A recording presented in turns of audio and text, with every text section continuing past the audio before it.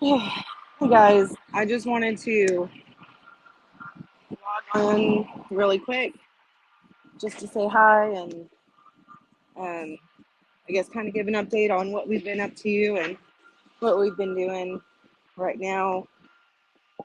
I'm actually here in DC, well, technically Virginia, for the CIS Immigration School, which I'm super excited about.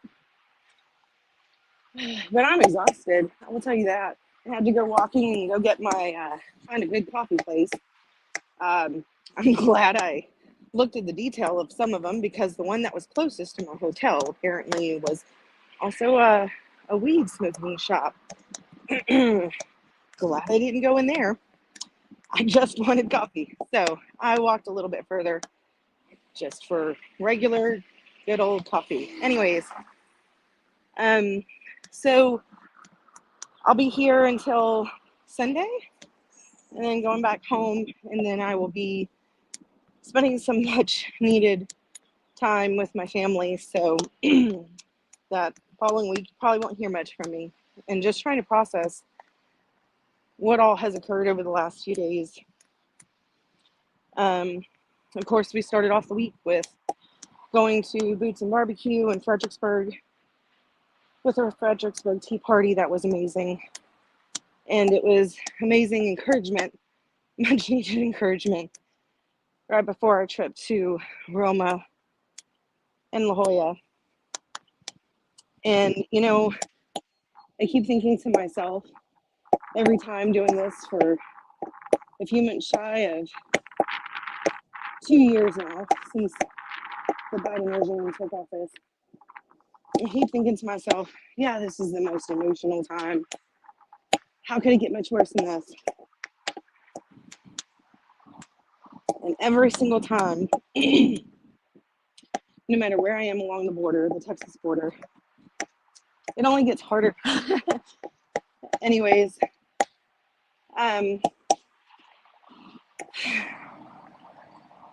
it's been a very emotional few days. Can't quite get it out of my head. This last trip, we were there for 3 days with Anthony and, of course, my sister Maria. I'm thankful that she was able to come. It was physically exhausting, mentally and emotionally exhausting. But for so many reasons, I'm thankful that we were there. The one case, and you guys, if you guys saw some of the footage from Anthony's lives, some of the quick video that I took with some of the children, it actually got worse from there.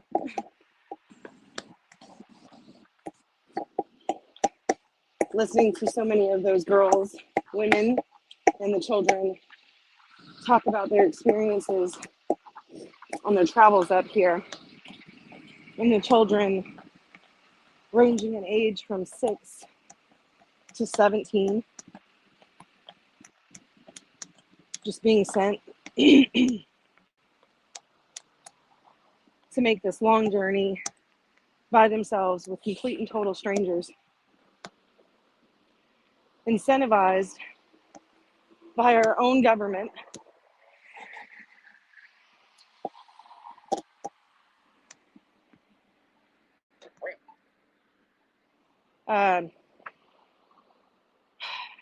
is really heart-wrenching.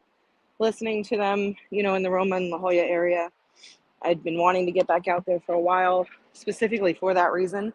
I spent a lot of time in the Del Rio sector. And yes, of course, you see the damage that is done when these illegal aliens trespass on Texas property. You see the criminal elements of the smugglers and the cartel with the bailouts and the drug smuggling. But here in Roma and La Jolla, you get more personal with some of these children and their stories. the unaccompanied minors have been coming over there for quite some time. And yeah, of course, they come over in other areas too. One of the reasons why I spent a lot more time in the Del Rio sector was because there started to be the shift back there with more unaccompanied minors going through that area, which as a mom, it is the women and the children, of course, that is my most motivating factor. Trying to understand, trying to see the exploitation of these people and these children. Because, you know, these children, particularly the younger ones, they have no say-so. They have absolutely no say-so. Oh, okay, good. They have absolutely no say-so in what's happening to them. Sorry, guys, I'm trying to catch my breath. It was a little bit of a walk, and it actually feels really good out here. It's nice and cool coming from the ridiculously hot and humid South Texas to the very nice and cool Arlington, Virginia, and DC area. That was very nice. But it's still, sometimes when that wind blows, it gets cold and it kind of takes your breath away. Anyways, so, you know, listening to their stories, you know, Anthony had been covering the Roma and La Jolla area for quite some time, a while back when the numbers were really going through the RGV area. And you hadn't really seen any coverage over the last few months in the Roma, La Jolla, RGV area, simply because more of the numbers, more of the big shock and awe have been happening in the Del Rio sector with the large groups, and in the now, of course, the El Paso sector being slammed as well.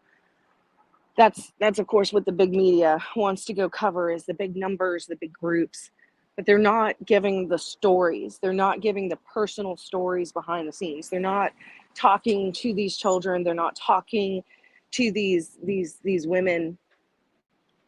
And then they're not now, every now and then, now you're seeing mainstream media speak a little bit more to the impacts of on Texans. But it's still just giving little snippets. It's not really telling the true story of what's really happening, and on how this fabricated human crisis is impacting everyone in a negative way. The only ones who are benefiting from this massive influx, this incentivization of these open border policies, contrary to what the left wants to tell you, the only one that is benefiting from this are the cartels and are the elites on both sides that are benefiting from this monetarily through the NGOs, you know, those no bid contracts, you know, major donations made to political campaigns, you know, filtered through. It's what I like to call the full circle, you know, and of course, like the cartel and the human smuggling, what's happening to these children is just horrific. And then knowing that they endure this abuse on their way up, to then have a very good possibility of just this abuse continuing, because the Biden regime and Mayorkas are not properly vetting. So many of these children are going missing. And when I did that quick little video, I wanted, you know, you see the stats, you see the percentages, right? You know, Axios earlier last year, I think it was in the April of last year, that first put out that report that the Biden administration, by their own admission, just admitted to losing up to 40%, losing track of up to 40% of these unaccompanied minors. And then more recently, it was 20%. It's just numbers on a page. It's just stats, right? When you see these massive groups, even coming through El Paso or coming through the Del Rio sector, it's just faces on a screen. It's not personal. It doesn't really get into the real carnage, you know, that this brings. And so that's what we're out there to try and achieve, you know, talking to these children, listening to this one girl. Out of all of them, there's 3 of these girls that hit me the hardest this last trip. 2 of them were in that group of about 23, which about 20 of them were unaccompanied. Some of them had sponsors that they had no idea who they were. They'd never met them before. They're just given these numbers, and the NGOs just give them cash and tell them, we'll pay for your trip up there. You're going to the United States. As long as you go to the United States. Why? Why? Why are you wanting all of these? Yes, of course, you have those who are the parents and the family members who are sending for their kids. And we have a story about that. The one lady that we spoke to that went into great detail of how her 18-year-old daughter had already crossed over a few months back, and on how she was assaulted on the way up here. But then she thought that it was time to come up here to join her and bring her toddler with her, her 3-month-old grandbaby, to be reunited with her mother. And she went on to explain to us on how she was assaulted. But then she tells us about the 14-year-old daughter that she still had at home in Guatemala, and on how when Marie and I asked her, okay, so are you just going to leave her there, or are you planning on bringing her up here? And she said, yes, I'm going to, eventually when we get enough money, we're going to send money and send for her to come. To which, of course, then Maria looks at her and says, so even though you and your daughter have both experienced being assaulted on the way over here, you're going to eventually your plans are to eventually send for your 14-year-old daughter to take the same journey, the same routes, endure the same abuse. Like, you're okay with that? And she just kind of grimaced and looked down and shrugged her shoulders like, yeah. So, of course, you do have those stories, but then you also have the stories. I have a 14-year-old.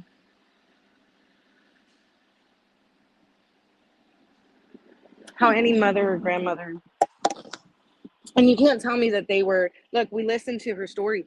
She went on to explain on how the reasons why she was coming here to the United States was because in Guatemala, get this, in Guatemala, the cost, she made tortillas there.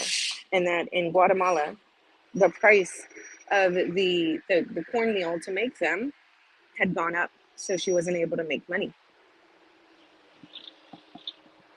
And that was the reason for her coming up here, which is economic reasons, not credible claims of asylum. She did not once mention that she was, in fear of her government.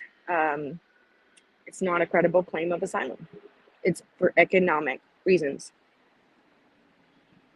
And I wanted to so badly tell her, you know how many millions of Americans right now can't afford to feed their families? We're fighting inflation here too. If your reasons is because of the idea that the crime and the gangs, people are dying here in the United States, and it's only getting worse by criminal gangs. We face the same things here. So you weren't abused down there. You were abused on your way up in hopes of having a better economic future, whatever that in their head means to them. And we face so many, I've spoken to so many homeless people. Came across another homeless gentleman down there outside of the Catholic Charities, of course, that was sitting outside of the Catholic Charities because the Catholic Charities in the RGV is only occupied by illegal aliens right now. Where does he go for a better life? Where does he migrate to for the opportunity to possibly be able to make money and feed himself? And I say all of this because, of course, yes, you do have those situations where the parents or the families are sending for these unaccompanied minors. But then, of course, you also have the other situations like sweet Jocelyn, who thank God we were there for. It was a total diversion tactic where one group was sent on this side, another group was sent over here, and we just happened to be right on the banks of the river in the one area, which is a pretty large area, utterly dark. You can't see your hand in front of your face. And that's where they decided to drop her and leave her. 13 years old, separated. She was with her mother, and she was with her three brothers who were 18, 16, and 10. And they separated her. They separated her from her family. She traveled a few days, fed her. She wasn't kept in the warehouses like the rest of them. No, she got different treatment. She was kept with a woman that fed her and kept her fairly clean. And she was left unassaulted. And you have to ask yourself why. And anyone who knows and has been combating sex trafficking understands that it's always gone both ways. It's always gone both ways over our border. It's not anything new. So why would they rape all of these other little girls, but not her? Well, she's from Belize, beautiful, young girl, bilingual, exotic. And there's a higher price tag for virgins. That's the truth.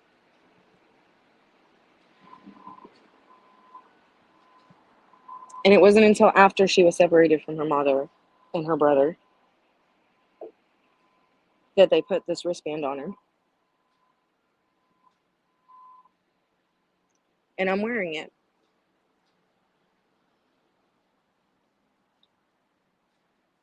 And I have no intentions of taking it off. And I hope that it triggers conversations between people. I hope that people ask me what this is. Because you see, we've collected a lot of them along the riverbanks. But this one is Jocelyn's. Her number was 3120.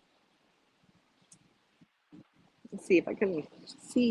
Well, it's upside down, but that was her number.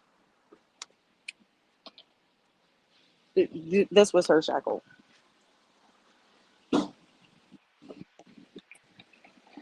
So anyways, I just wanted to hop on and kind of talk about that just a little bit. Going to be writing some things up and sending it out, and hopefully you guys will see it soon, and hopefully it'll get on a much bigger platform than I am with some of the stories and some of the faces of these people, these exploited people. Everyone's losing. No one wins. This isn't about party. This isn't Democrat or Republican. This is stupid. There's human beings' lives at stake being exploited. People are dying on all sides. People are being forced from their property that has been in their families for generations. Our economic system is collapsing. So these people are coming here for a quote unquote better life. And yet what they don't show is those who are now trying to get back to Mexico. Like the story of the gentleman that I met out there in Fredericksburg, the guy at the gas station who spoke only Spanish and was telling him, how do I get back to Mexico? This isn't what I signed up for.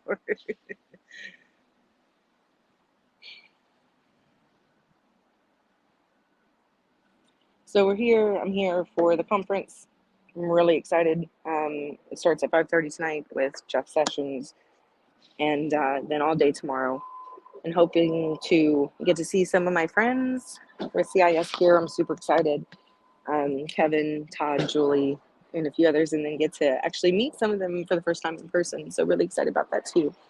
And hoping to learn a whole lot more, especially from the great Jessica Vaughn, and bring what I learned back home to Texas for the organization as Alliance for Safe Texas, and as we gear up for the 88th. So just wanted to give a quick update. I obviously haven't had time to do any of the podcasts the last few weeks because I've been on the road and it's been pretty crazy. But so I just want to hop on. So I'm here in Arlington, DC area. I'll be home on Sunday and then leaving Tuesday to go spend some time with my family, and then hopefully be refreshed and ready for the elections come, starting next month.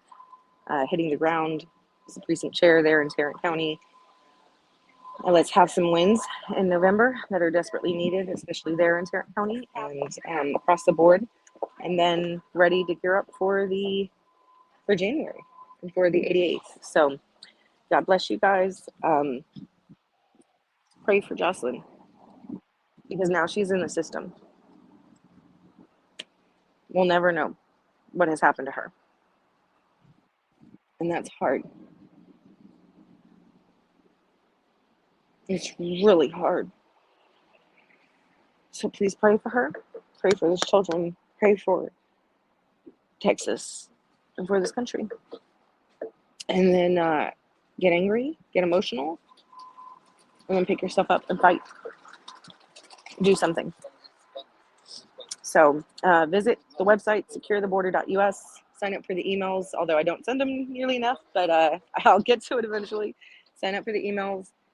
Interaction items there. We're up to 32 counties now, I believe, that have declared. I think it was Shelby County and Collin County that declared over the last few days. I think we have a few more anticipated next week, and possibly next week. The great Carrie and a few other people are working on those. I'm excited to team up with several other GOP groups as we're getting ready for the 88th session, and excited to learn what I came here to learn. So thank you guys. God bless you guys, and let's continue to do all that we can to secure our sovereign state border and save our sweet and precious Texas, and to stop the exploitation of women and children. All right. God bless. Bye.